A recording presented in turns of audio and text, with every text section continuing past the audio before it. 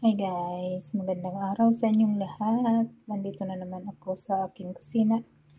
Magluluto tayo guys ng dahil namimiss ko nang kumain ng pakbet.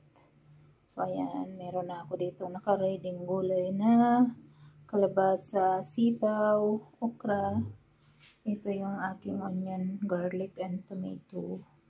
Andito yung ampalaya at meron ako ditong maliliit na isdang pinirito guys. So ayaw ko naman tumagal ito sa ref, kaya ito na lang ang ilalagay ko sa aking pakbet. So ayan lang guys, ayan, umpisahan na natin ang pagluluto.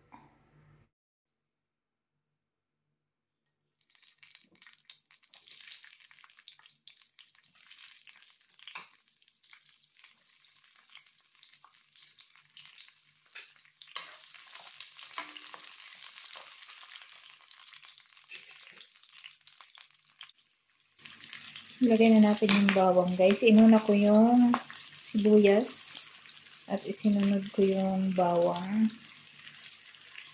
At hindi ko siya pinitpit.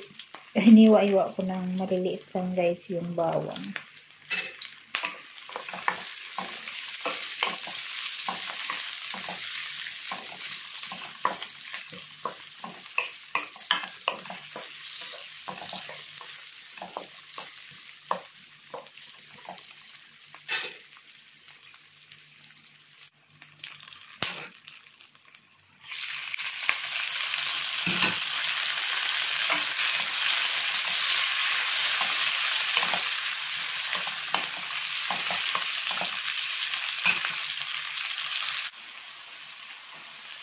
Lagyan ko siya ng paminta.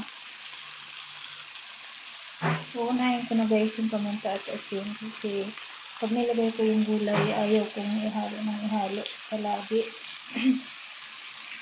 Lagay ko na yung ating kalabasa.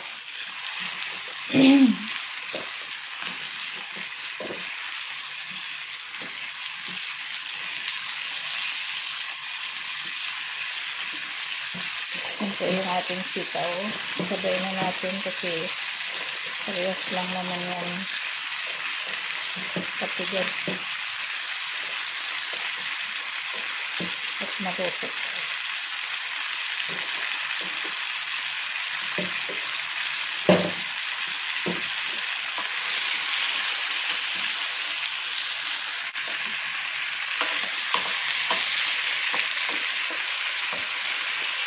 Yung isda guys, mamaya ko na siya ilalagay kasi luto na naman yun. Prito na yun. So, para hindi siya madurog.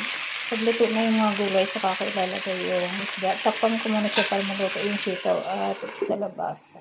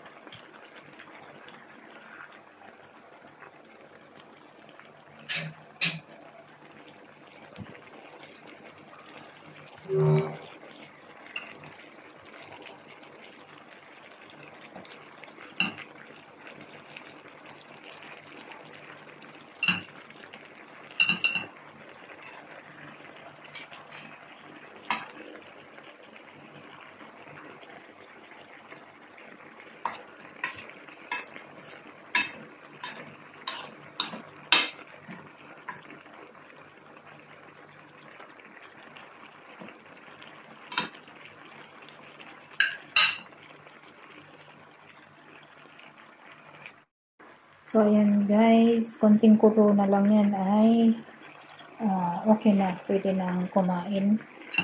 Ginang ko lang yung sa gitna yung isda at hindi ko na yan nahaluin guys. So, antayin ko lang kumulo ng konti ay ready na po. Ayan ang pinakbit ni Ate Lois. Maraming salamat. Maraming salamat sa lahat ng nagsusubaybay sa aking mga munting vlog o mga video na ini-upload. Mga simpleng luto guys. Ayan. Maraming salamat. Thank you so much. God bless everyone. See you next video.